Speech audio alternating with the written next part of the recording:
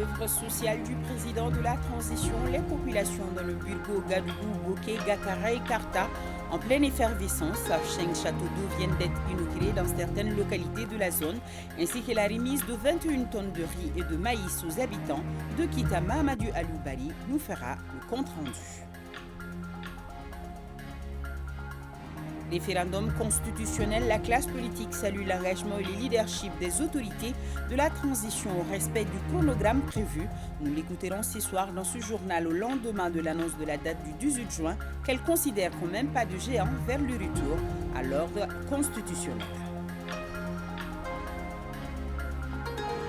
Et la réponse à cette question ce dimanche dans notre grand format, l'État doit-il tout faire? C'est la problématique que vous avez été posée à travers la ville.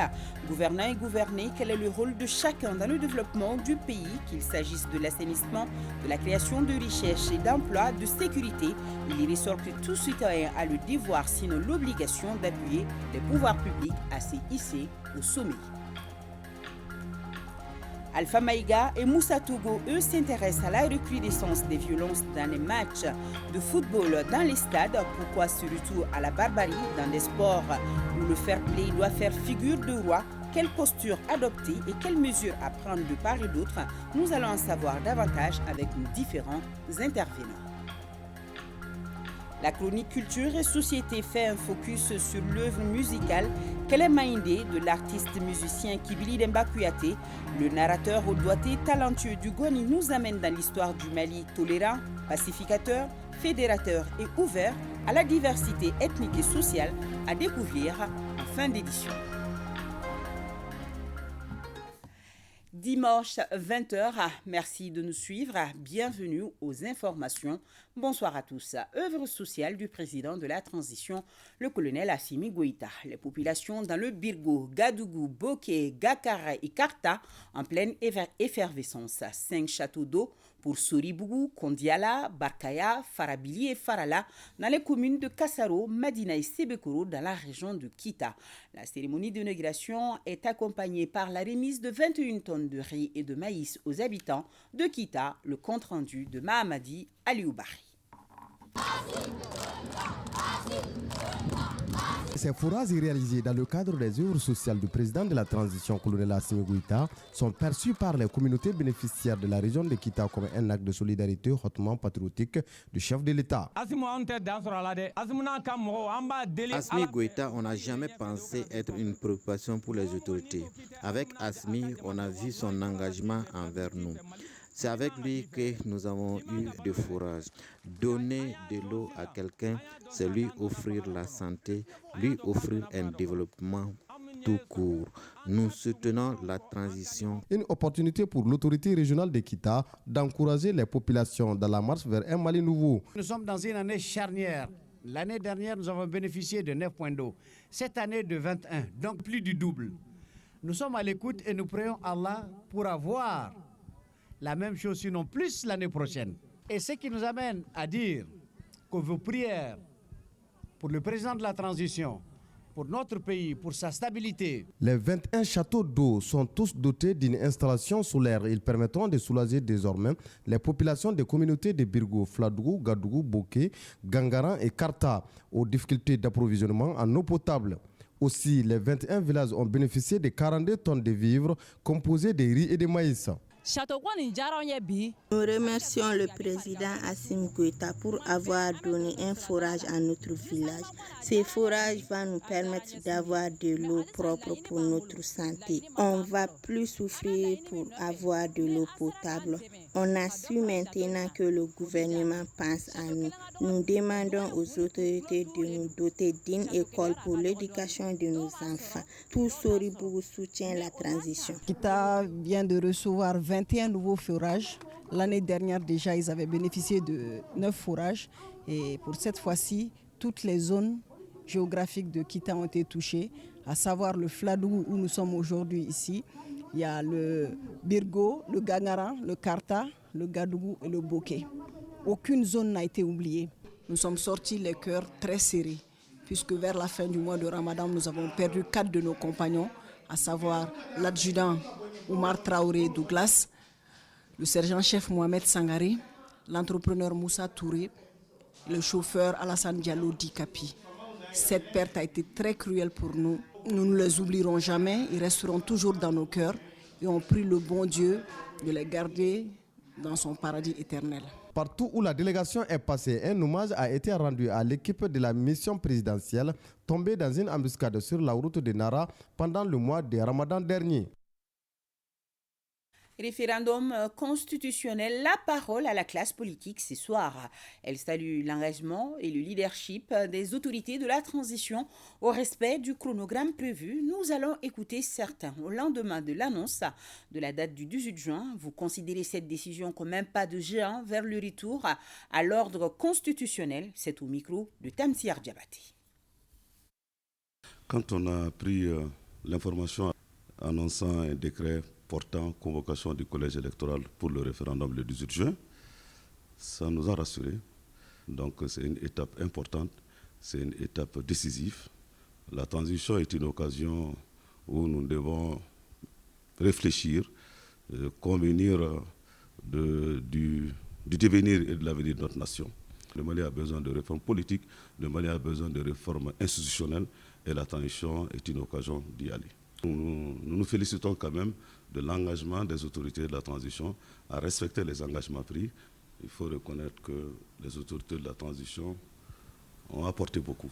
Et je pense que cette première étape de la convocation prouve encore que sur le plan sécuritaire, parce que si nous parvenons à organiser ce référendum, ça veut dire que nous avons pu vaincre ces forces du mal qui veulent nous empêcher aujourd'hui d'amorcer le processus démocratique.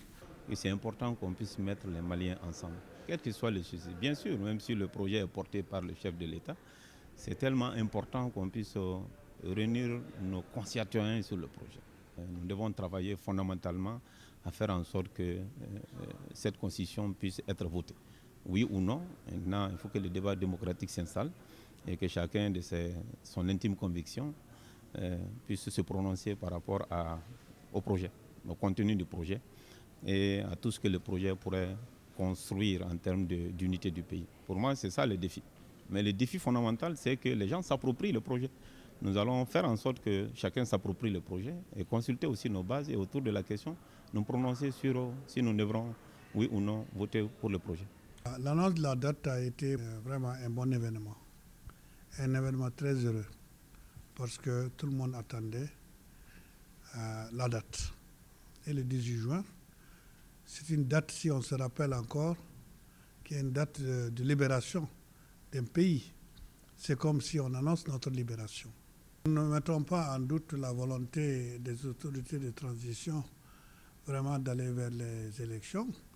Du tout, au contraire, c'est un chronogramme qu'il faut tenir. Mais ce chronogramme n'est pas un chronogramme mécanique. Notre devoir, c'est le contrôle citoyen de l'action publique. Notre mission, c'est la veille citoyenne. Et nous assurons cette veille citoyenne à travers notre participation, notre implication dans les étapes de la mise en œuvre, vraiment, du chronogramme pour qu'on aboutisse aux élections finales qui vont remettre notre pays sur la voie constitutionnelle normale. On ne peut pas faire la refondation si le soubassement n'est pas là. Et le socle et le soubassement, c'est la Constitution, la loi fondamentale. Et j'inviterai encore une fois de plus tous les membres des organisations de la société civile, toutes les citoyennes et tous les citoyens, vraiment, de se souder et d'aller voter au référendum. Nous, en tant que femmes du Mali, nous pensons que c'est bienvenu et nous pensons que ça va être vraiment une date mémoriale vraiment au Mali. C'est le respect aussi de l'engagement que l'État a eu à faire au peuple malien, parce que vous savez, cette constitution est le reflet du peuple malien et c'est une recommandation de l'ANR. Donc quand nous avons appris maintenant cette date-là, nous nous sommes dit la souveraineté est en marche. Cette constitution, c'est la constitution des femmes, si je peux l'appeler ainsi. Parce que nous, on se retrouve là-dedans, à travers les traités et les recommandations que l'État a eu à ratifier et qui seront respectés par l'État. Cet engagement est dans la Constitution. Et nous pensons que l'union doit se faire autour de ce projet pour que le Mali se retrouve, pour que la souveraineté dont on parle tant soit vraiment faite. Civile et classe politique. Vulgarisation de la nouvelle constitution, l'appel du président de la transition ne reste pas vain.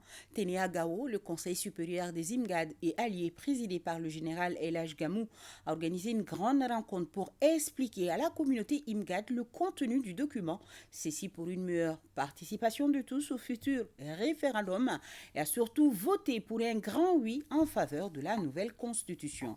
Alou Idrissa Maïga, correspondance. Ils sont venus de tous les cercles et communes de la région de Gao pour répondre à l'appel du Conseil supérieur des IMGAD et alliés. Et c'est dans la salle de conférence du gouvernorat de Gao, bourré de monde, que les leaders des IMGAD se sont adressés à leur communauté.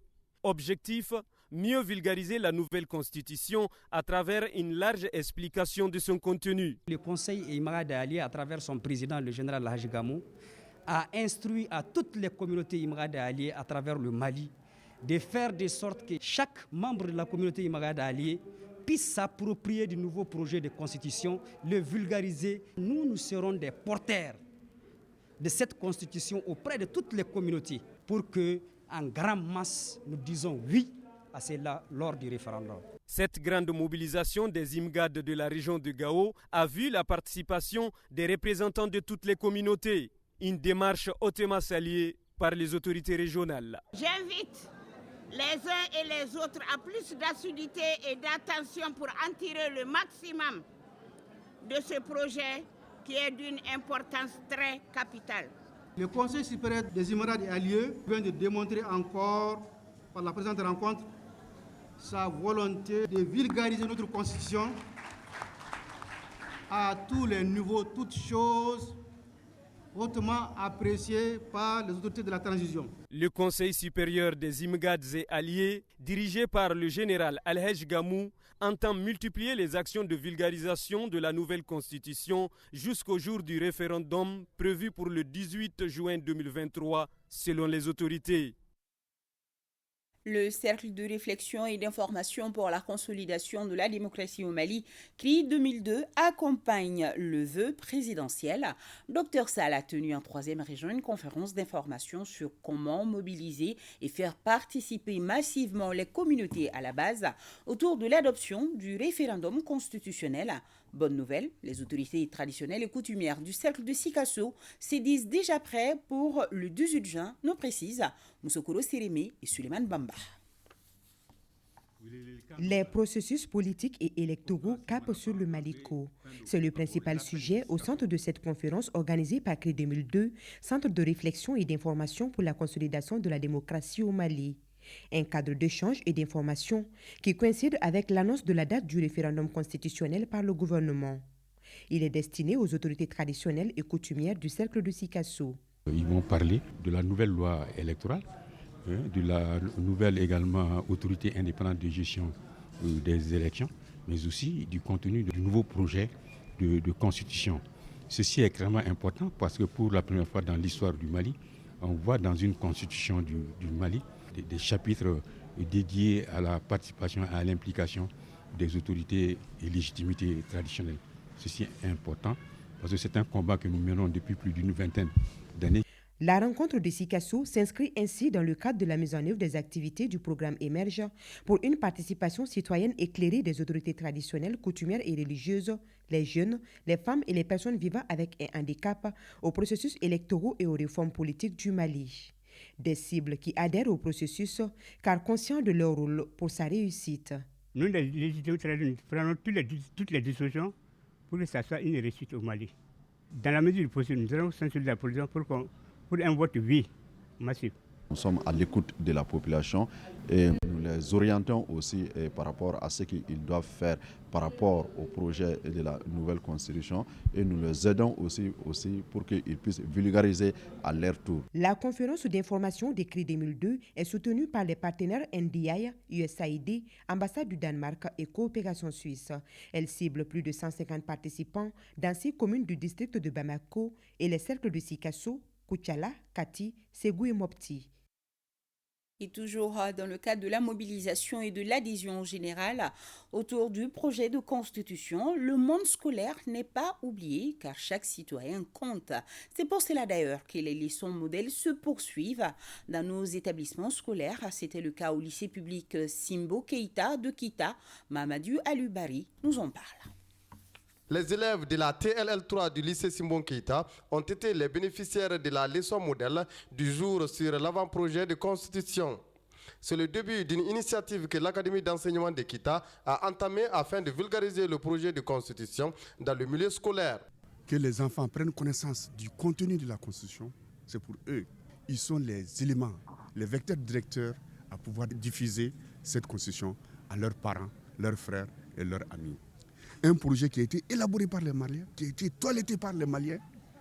Personne de l'extérieur n'est venu nous écrire une seule phrase dans cette constitution. Dans le contenu de la leçon modèle, les échanges ont surtout porté sur l'objectif de cette initiative, les innovations, la pertinence et les perspectives que le projet de loi fondamentale prévoit. Les autorités régionales ont saisi cette opportunité pour inviter l'ensemble des couches socio-professionnelles à s'associer à la campagne de sensibilisation et de vulgarisation du projet de constitution. La conférence animée par l'éminent professeur a été un véritable succès parce qu'ils ont donné en détail près ce que c'est que la constitution, pourquoi une nouvelle constitution. Et je crois que l'assistance a compris et a réagi. Au cours de cette session, des exemplaires du projet de constitution ont été remis aux responsables de l'AIM du lycée par les autorités régionales. Renforcement du rôle des femmes dans la refondation du Mali, c'est le thème de la deuxième édition du Forum du cadre de concertation et d'action des femmes leaders du Mali. Elle s'est ouverte à Koulikoro et ce pour 3 jours. Reportage d'Aouda Kone.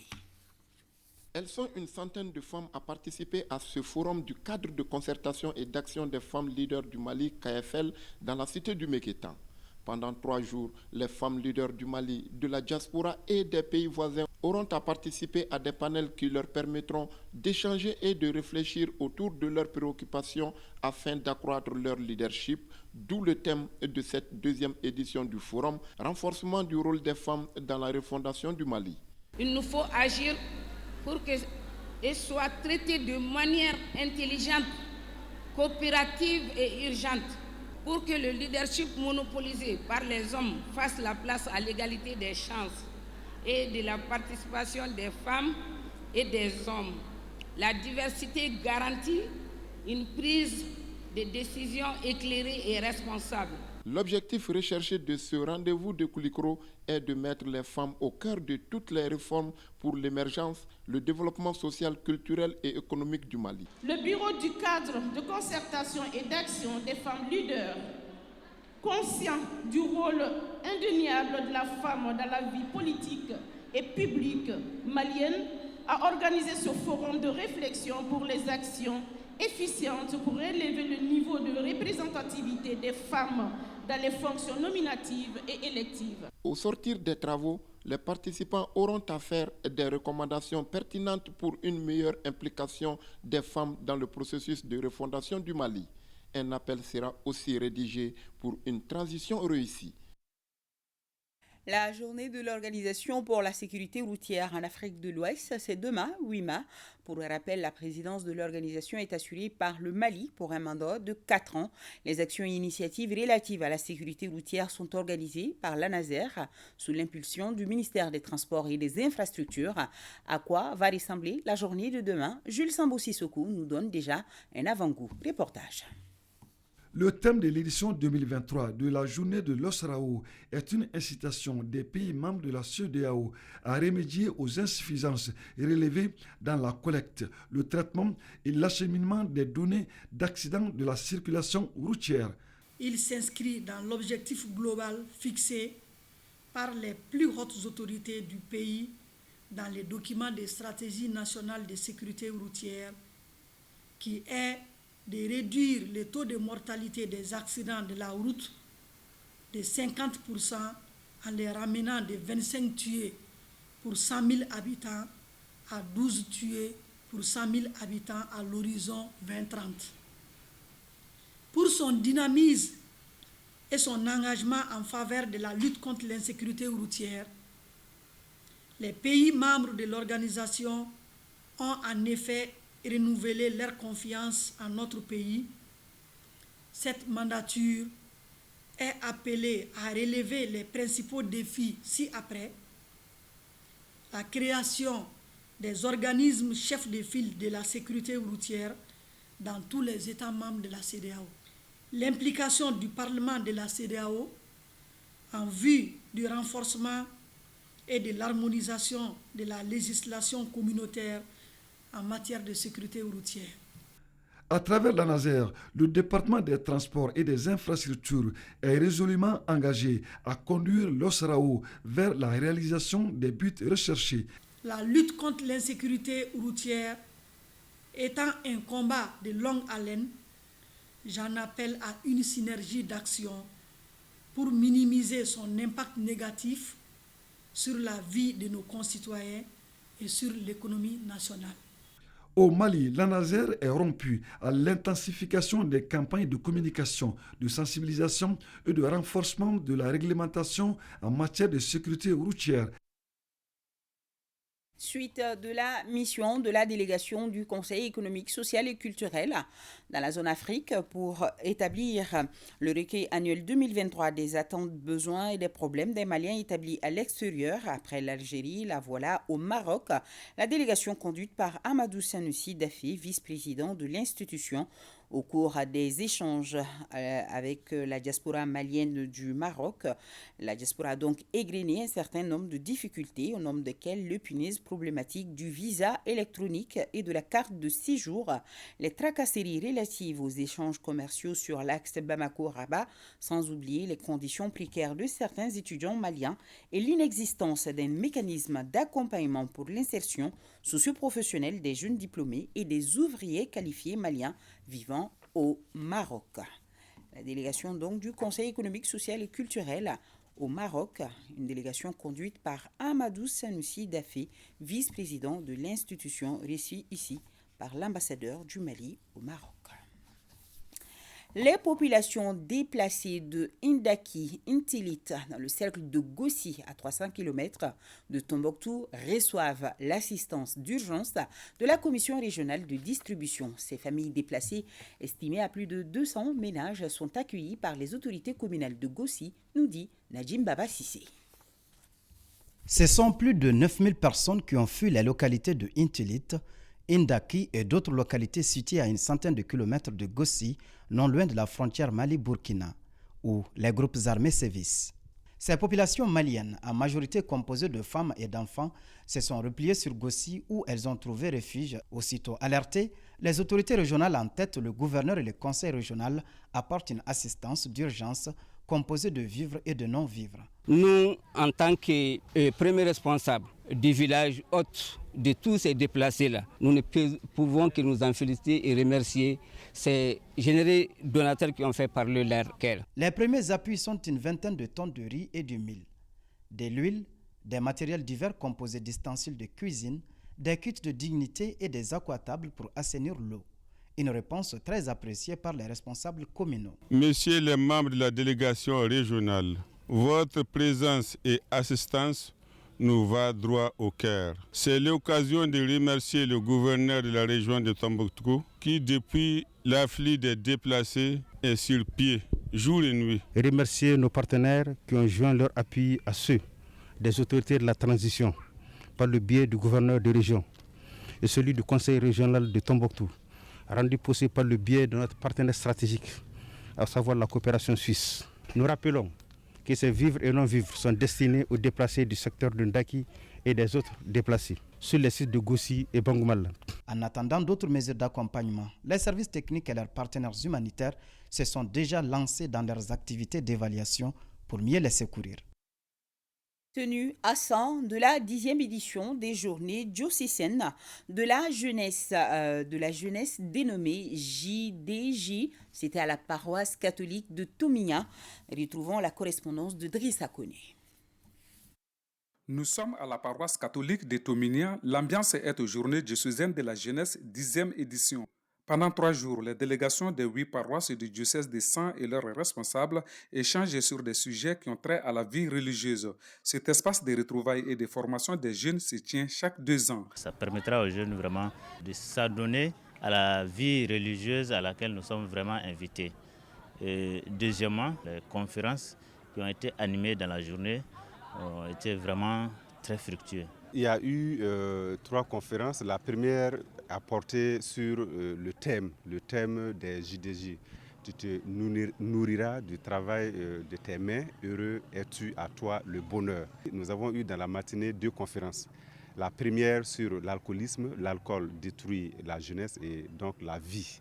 Et la 3e et dernière conférence, vivre en frères et sœurs de différentes confessions religieuses, c'est possible. Le premier responsable du diocèse, non moins conférencier, pense que les thèmes débattus cette année sont plutôt interpellateurs. Par exemple, nous sommes en train de parler de l'éducation, le respect des parents, le respect par rapport aux adultes, le respect des enseignants, et le respect des hommes religieux, du sacré. À travers les prestations artistiques et notamment des pièces de théâtre, des solos de chant, des danses, les jeunes ont animé les soirées. Les journées diocésaines de la jeunesse 2023 sont sanctionnées par la messe dominicale célébrée par l'évêque en présence d'un nombre important de fidèles.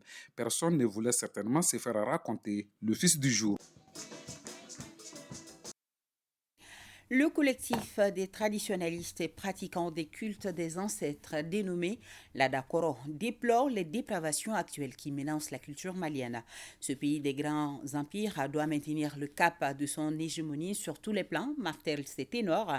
Ils se disent disponibles pour appuyer les autorités de la transition dans ce combat du retour à nos valeurs. Pour plus de précision, écoutons Korojo Missa Doumbia, membre du collectif l'Adakoro, au micro de Boubacar Kanouti. L'objectif est recherché, c'est pour que ce projet de constitution puisse remplacer la constitution du 25 février 1992. Ce projet a été initié par les Maliens à travers les assises nationales. C'est pourquoi la vulgarisation a été demandée par le président de la transition pour que tous les Maliens puissent connaître le contenu à l'intérieur comme à l'extérieur. C'est pourquoi nous avons commencé la vulgarisation à travers le pays. Nous sommes là cet après-midi avec la CAFO de Kati pour les informer du contenu de ce projet de constitution. Ça se passe normalement, les femmes ont compris, elles ont adhéré, elles sont déterminées, elles sont mobilisées pour sortir massivement et voter oui. C'est une suite logique. C'est après d'autres organisations de la société civile que nous sommes là aujourd'hui. Et pour une meilleure compréhension des innovations du projet de constitution, le document a été traduit en langue nationale bamanankan. Le RTM vous propose la diffusion des différents titres et chapitres dans ces programmes tous les jours. Et ce soir, vous pouvez suivre les explications sur le titre 2 qui porte sur l'État et la souveraineté. Ce sera juste après ce journal. L'État doit-il tout faire? C'est la réponse à cette question que Bemba Sibi va tenter de trouver des réponses ce dimanche dans notre grand format. Il y ressort selon les différents intervenants que chaque citoyen, à quelque niveau que ce soit, doit jouer sa partition dans la construction de l'État et la protection des biens. Pourtant, cela semble être ignoré par bon nombre ou tout simplement relégué. Or, l'assainissement, la création de richesses et d'emplois, la sécurité sont autant de secteurs où les citoyens ont le devoir, sinon l'obligation, d'appuyer les pouvoirs publics à se hisser au sommet. Suivons ensemble. L'État a des devoirs vis-à-vis de la population comme assurer la couverture sanitaire ou encore rendre accessible l'école pour tous. Les populations aussi peuvent aider l'État dans certaines de ses tâches régaliennes comme créer un GIE de collecte des ordures, protéger les biens publics ou entreprendre ce qui crée de l'emploi, de la richesse, bref, des ressources pour l'État. Au Mali, ce schéma dans les relations État-population semble être ignoré. Dans presque tous les secteurs, les regards restent tournés vers l'État. La filière bétail-viande, par exemple, qui a été durement éprouvée par la crise, les acteurs ont pris le devant pour avoir une zone de pâturage sûre. Nous avons signé avec l'Office du Niger un accord pour avoir un espace de 75 000 hectares sur lesquels on va faire les aménagements. On va faire les pistes qui vont ramener tous les animaux de partout sur cette zone-là. Et ça va de Missibougou jusqu'au bief de Kouroumari. Donc c'est suffisamment grand pour contenir quand même une bonne partie du cheptel. Malgré cela, il reste convaincu que certains aspects de l'élevage, comme le volet institutionnel, relèvent exclusivement du domaine de l'État, encore et toujours. Pourtant, il n'y a pas d'État sans population qui est la sève même de l'État. La population doit apporter sa contribution à la gestion et au développement du bien commun. En tout cas, c'est la conviction de Mme Konaté Korotoum Tunkara, directrice d'une école privée. En temps normal, l'État ne doit pas tout faire parce que l'État même, c'est la population. C'est la population qui doit aider l'État pour subvenir aux besoins de toute la population et régler les problèmes. Tout le monde doit ramasser à côté de lui d'abord, balayer sa maison, sortir dans la rue, balayer le quartier et puis le reste, ça vient. Les gens ne sont pas dans cette dynamique parce que quand tu sors dans la rue, tu vois, il y a des déchets partout, même les caniveaux sont sales. Une mentalité attentiste qui aggrave la problématique de l'assainissement, car tant que le producteur de déchets ne se considère pas comme le début du processus d'assainissement, la spirale reste sans fin. Le schéma de gestion est donné avec des maillons précis. Et le premier maillon qui constitue les conditionnements, c'est-à-dire les ménages doivent balayer, mettre les ordures dans les poubelles, et c'est ça qu'on appelle conditionnement. Donc, les ménages doivent faire ça. Et aussi, les ménages doivent faire la précollecte.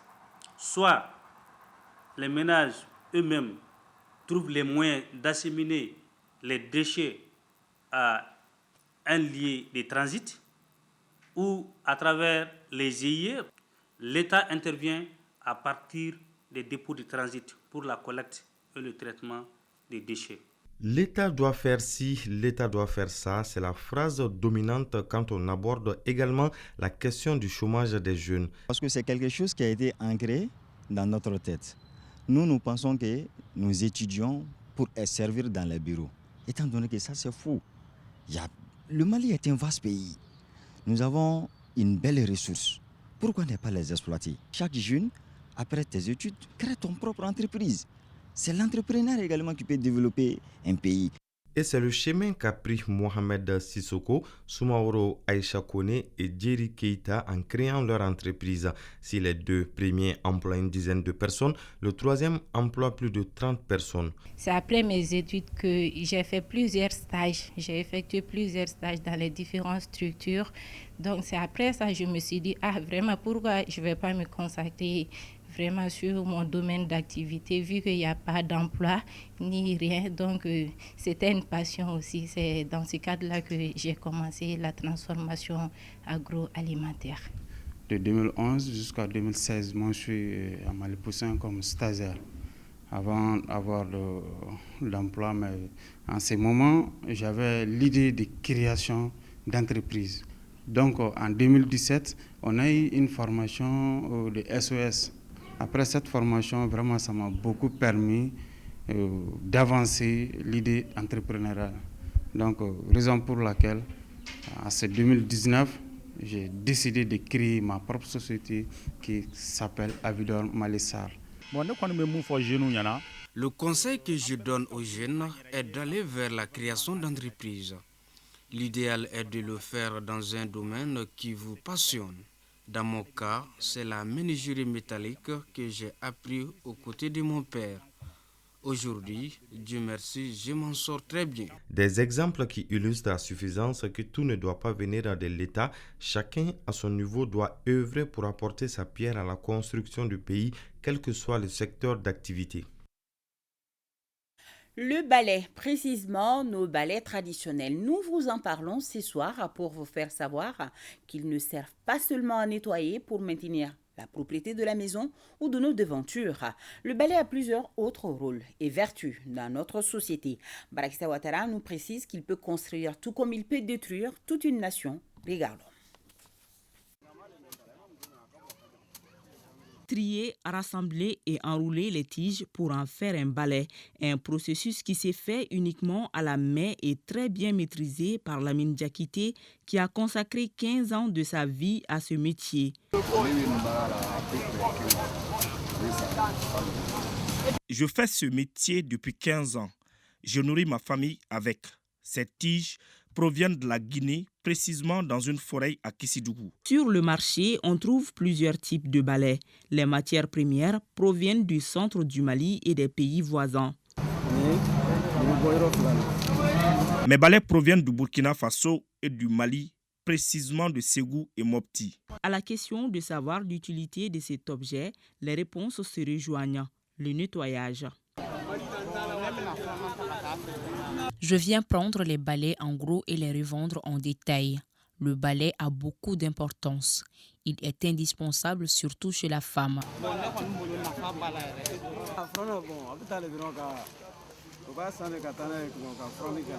Les balais ne servent qu'à balayer. Si certains servent à balayer l'intérieur de la maison, d'autres sont utilisés pour l'extérieur.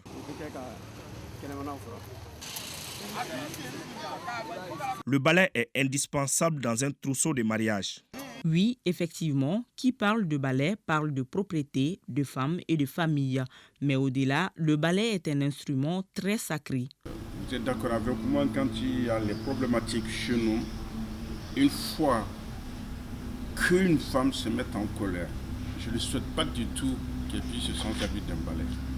Sinon, elle peut détruire une famille, elle peut détruire un village, elle peut détruire toute une ville. Elle peut détruire avec le balai tout le pouvoir des monarques. Parce que si elle s'en sert avec le balai pour chercher un pouvoir, si ça trouve que, en tout cas, il y a un groupement de femmes qui attend des bébés, tous ces enfants-là se foutent. Et ça amène la difficulté conjoncturelle, ça amène la difficulté économique.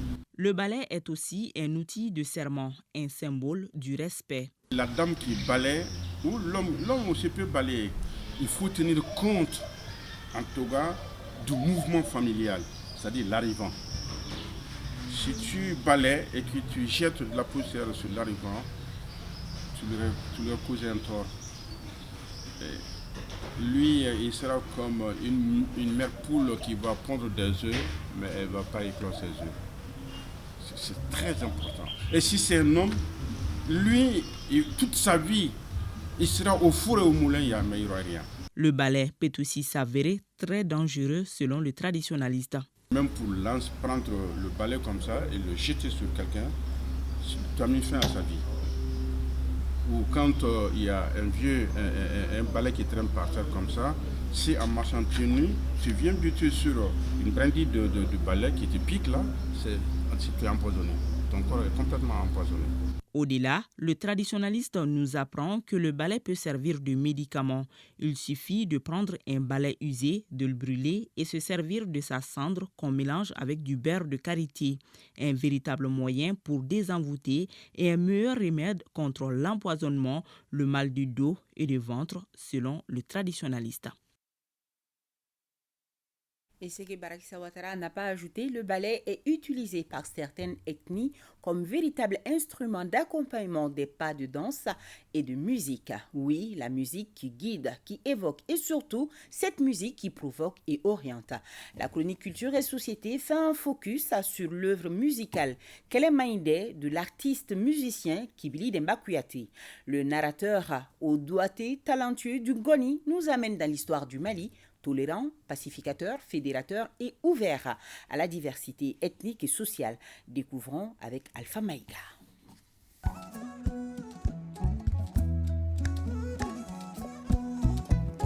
Les artistes maliens, de par leur inspiration et les thématiques qu'offre notre environnement de tous les jours, cumulent les fonctions musicales. Il s'agit d'une part de la musique qui accompagne, évoque, et de l'autre de celle qui provoque et oriente. Et là, l'artiste Kibili Demba Kouyaté a son style. Il est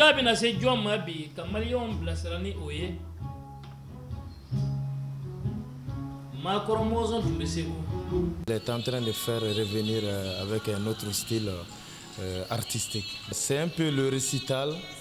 Et lui, il est en train de faire revenir ce style qui est par la parole, essayer d'atteindre, essayer de sensibiliser et essayer d'éduquer son public.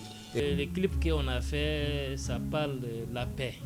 La paix, parce que s'il n'y a pas la paix, il n'y a rien.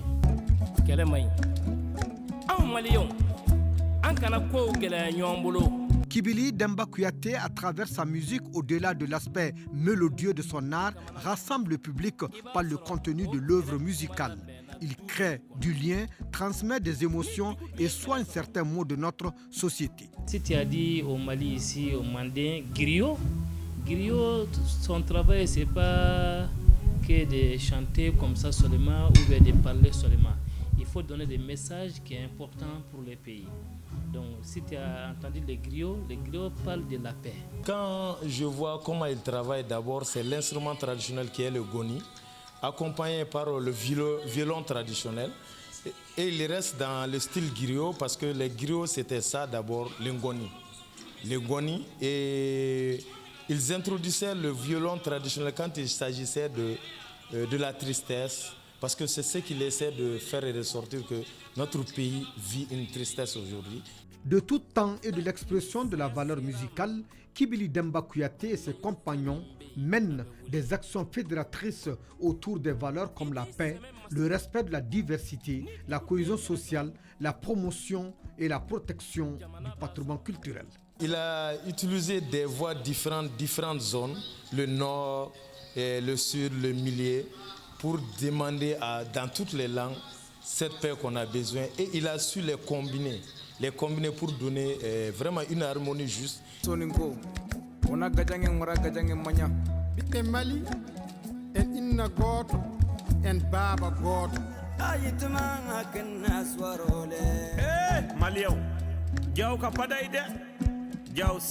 Oui, actuellement, il y a beaucoup de problèmes au Mali ici. C'est pour cela qu'on a fait ça. Si les gens ils ont écouté, comprendre, peut-être ça va diminuer un peu.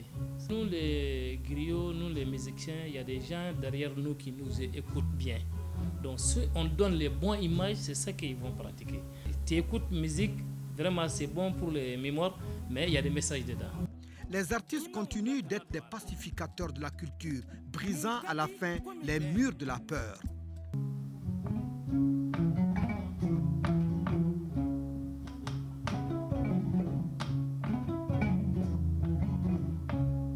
Comme dirait l'autre, tout meurt, sauf l'art.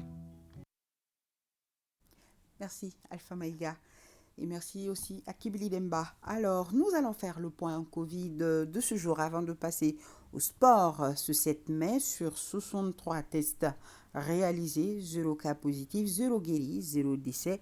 Une personne est sous traitement pour vous protéger et protéger les autres. Suivez les mesures de prévention et faites-vous vacciner.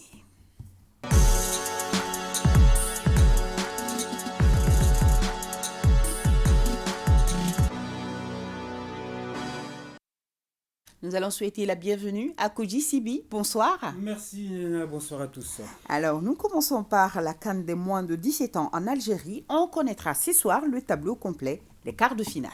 Oui, c'est là à l'issue du dernier match de la poule du Mali, bien évidemment. Le Cameroun est en ce moment même aux prises avec l'équipe du Burkina Faso. Eh bien, le vainqueur affrontera en quart de finale le Nigeria, déjà qualifié. Les autres affiches de ces quarts de finale, on aura Mali-Congo, Sénégal, Afrique du Sud et Maroc-Algérie. De très très belles affiches, en tout cas pour ces quarts de finale de la CAN des moins de 17 ans. Rappelons que les Aiglonnais maliens joueront leur quart de finale. Ce sera jeudi à partir de 16h et contre le Congo. Un match bien évidemment que nous allons vous proposer en direct et en intégralité, voilà, sur nos antennes télé. Super. Alors, sur le plan national Koji, le tirage au sort des demi-finales de la 62e Coupe du Mali sera effectué demain lundi. Voilà, les équipes en lice pour ces demi-finales sont Binga FC, le Stade malien de Bamako, l'AS Bakarijan de Baroueli et les 11 créateurs de Nyarila. Voilà, le Stade malien de Bamako, parmi les demi-finalistes, qui est donc l'équipe la plus titrée avec 21 trophées. Eh bien, les 11 créateurs de Nyarila en ont 2. L'AS Bakarijan de Baroueli n'a pas de trophée, mais a joué une finale. C'était en 2007 à Kaifas, perdu face au Djoliba Athletic Club. Et l'équipe de Binga FC également, qui a joué une finale, c'était en 2021 contre le Stade malien de Bamako. Donc, En récapitulatif, on dira donc que le Stade Malien, 2 vainqueurs des Coupes du Mali, c'est-à-dire que le Stade Malien de Bamako et les 11 créateurs, seront donc aux prises dans sa demi-finale avec l'AS Bakarian et Binga FC qui sont finalistes mais qui n'ont pas encore gagné le trophée de Dame Coupe. Alors, on va donc préciser que le tirage au sort de cette demi-finale, c'est demain lundi dans l'émission Score en direct. En direct sur ORTM1. Nous allons terminer le sport avec le dossier violence dans les stades. La barbarie qui est de retour. Qu'est-ce qui peut être à l'origine de la recrudescence bien évidemment de cette violence dans les stades? Quelles mesures pour en tout cas éviter à bout de ce fléau? Alors Alpha Maïga s'est intéressé à la question avec bien sûr le témoignage de certains acteurs suivants.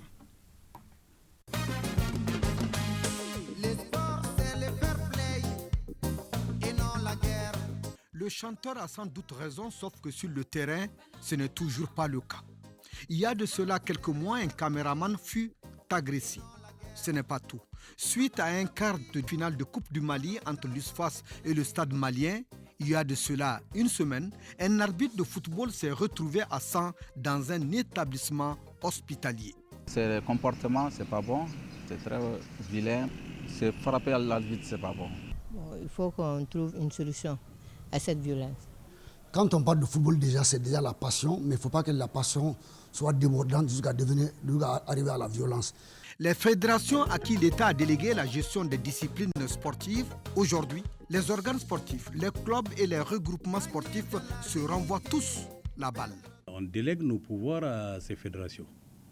Donc ils sont tenus de faire régner la discipline non seulement au sein des clubs, mais aussi au sein de toutes les entités. La violence dans les stades, comme vous le dites, c'est quelque chose qu'il faut d'abord condamner tout de suite. Bon, en le condamnant aussi, on va chercher à comprendre pourquoi ce regain de violence. Il faut dire que le sport de façon générale, mais aussi le football en particulier, draine de la foule, draine des tensions, draine du stress, qu'il faut souvent essayer de contenir. Et que souvent, quand on n'arrive pas à le contenir, il y a un débordement qui souvent, malheureusement, peut amener à certaines violences. Les violences, généralement dans les stades au Mali, impliquent surtout les supporters des deux équipes qui s'en prennent souvent aux hommes en noir, à savoir les arbitres. Nous avons demandé à ce que la gendarmerie ou bien la garde nationale fasse le maintien d'ordre. Et nous avons demandé au minimum que 10 policiers ou bien 10 gardes ou bien 10 gendarmes encadrent les arbitres des vestiaires jusqu'au terrain et de la pelouse dans les vestiaires avec des boucliers. La fédération malienne a un organe qui gère les disciplines. Par rapport aux litiges, les arbitres ont des instructeurs, il y a les rapports des arbitres. Tout cela fédéré, la fédération tire des enseignements pour donner raison à qui que ce soit. La commission sécurité de la fédération malienne de football fait-elle exactement son travail? Nous avons des organes indépendants qui s'occupent des différents pans de football. Notamment, il y a une commission de discipline dont les membres ont été élus par l'Assemblée de la FEMAFOOT qui s'occupe de tous les cadres disciplinaires. Le communiqué qui circule, c'est par rapport à ce communiqué? Et les sachets d'eau, les bouteilles d'eau, les oranges, ce sont des objets qui peuvent servir de projectiles. Donc on a dit pour éviter que de risques encore, on a dit pour le moment aucun objet pouvant servir de projectile n'est autorisé à rentrer sur le terrain, encore moins les armes. C'est un plus. Je pense que ça, avec ces dispositifs-là, je pense que ça ira, Inch'Allah. Je remercie la CCA, qui est l'instance dirigeante des arbitres. Je remercie aussi la Fédération malienne de football pour son effort pour renforcer les mesures sécuritaires au niveau des stades. Pendant qu'on enseigne aux joueurs et aux clubs qu'il faut toujours un vainqueur et un vaincu dans un match de football, les supporters de ces clubs refusent souvent de perdre. Il faut d'abord former les jeunes, former les supporters, les encadrer, les organiser. Et bien entendu, lorsqu'il y a débordement, il faut aussi que l'organe soit vraiment strict et puisse sanctionner les gens avec la rigueur qu'il faut nécessaire. Je demande à tout le monde, au public, et aux joueurs, aux responsables, d'avoir raison gardée pour que notre sport commun ne devienne pas un lieu de pugilat.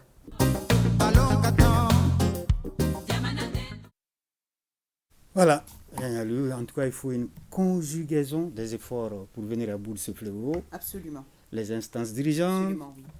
Les supporters, oui. Et les responsables de club, bien évidemment. Oui, absolument. Oui. Fair play, et puis que la barbarie parte de nos stades de football. Alors, autre chose que JCB? C'est tout pour aujourd'hui. Merci en tout cas. À suivre donc ce soir dans nos programmes l'émission Débat, questions d'actualité, médias et justice pour garantir la liberté de la presse est le thème du débat initié donc à l'occasion de la Journée internationale de la presse. Les invités sont Baldjougou Dante, président de la Maison de la Presse, et Mohamed Maouloud, directeur national des affaires judiciaires et du Sceau. Question d'actualité à suivre après l'émission Défense citoyenne, des animations assurées respectivement par Abdoulaye Sakou pour Défense citoyenne et questions d'actualité avec Ibrahim Traoré. Ainsi s'achève donc cette édition que j'ai eu grand plaisir à vous présenter. Demain à 13h, vous serez avec Barakissa Ouattara et à 20h, Salimata Daou pour la grande édition. Et je vous souhaite donc un bon début de semaine à tous et un grand merci à nos téléspectateurs du Burkina Faso, du Sénégal, de la Guinée-Conakry, de la Côte d'Ivoire et de la Mauritanie. Merci de votre constante fidélité. Bonsoir. Bonsoir à vous également, Koji Sibi. Bonsoir à tout le monde.